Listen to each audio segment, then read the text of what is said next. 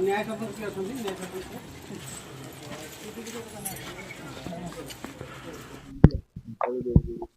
आज 6/11/25 मान्य उपजिलापाल निर्देश क्रमे कणपुर ग्राम पंचायत सरपंच थे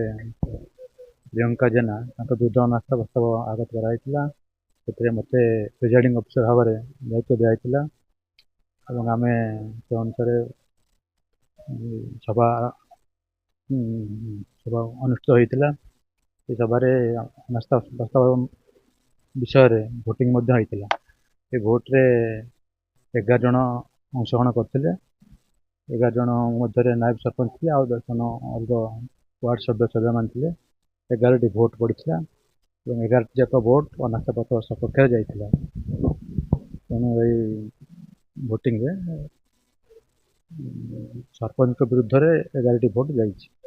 यार रिपोर्ट आम जिलापाल महोदय को देवु जिलापाल महोदय विहित कार्यानुष्ठान ग्रहण करेंगे।